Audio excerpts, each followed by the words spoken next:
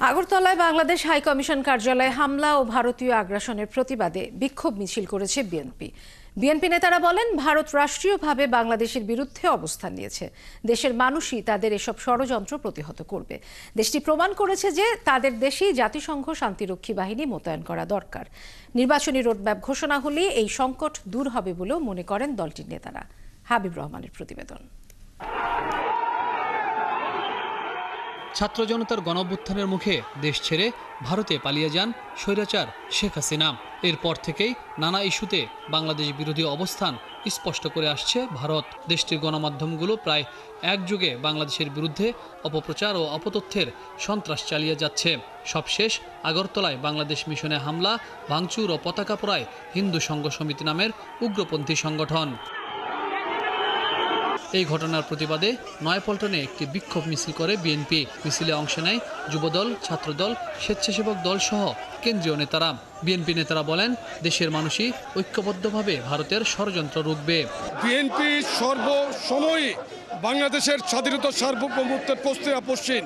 বাংলাদেশের জনগণের যে স্বাধীনতা এবং সার্বভৌমত্ব কোনোভাবেই বিনষ্ট করতে দেবে না এই দেশের জনগণ। স্বৈরশাসক শেখ হাসিনার পতনের পর ভারত থেকে যে ধরনের ষড়যন্ত্র করা হচ্ছে তার বিরুদ্ধে আজকের এই বিএনপির বিক্ষোভ মিছিল। সেখান থেকে বারবার বলা হচ্ছে, দিল্লি থেকে যে ষড়যন্ত্র করা হচ্ছে সেই ষড়যন্ত্র কখনোই বাংলাদেশ মেনে নেবে না। বিক্ষোভ মিছিলটি নয়াপল্টন থেকে নাইটেঙ্গেল মোড় হয়ে আবারও নয়াপল্টন গিয়ে শেষ হয়।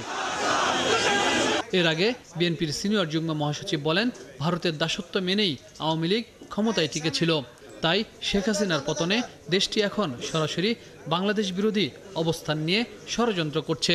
কূটনৈতিক নিরাপত্তা দিতে ব্যর্থ ভারতেই বরং শান্তিরক্ষী বাহিনী পাঠানোর দাবি করেন রিজভী। ভারতের রাষ্ট্রীয় পৃষ্ঠপোষকতায় বাংলাদেশের বিরুদ্ধে ক্রমাগত অপপ্রচার চালানো হচ্ছে।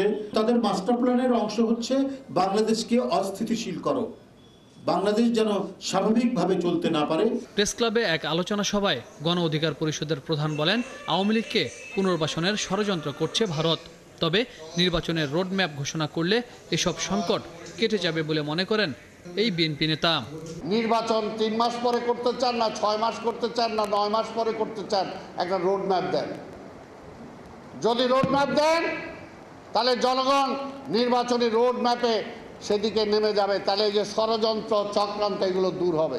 এখন দাঁড়িয়েছে স্বাধীনতা সার্বভৌমত্বের সংকট। এই সংকট মোকাবেলায় জাতীয় ঐক্যের ডাক দেন। সংকট সমাধানে জাতীয় ঐক্য গড়ার আহ্বান জানান রাজনীতিবিদরা। হাবিব রহমান, ৭১, ঢাকা।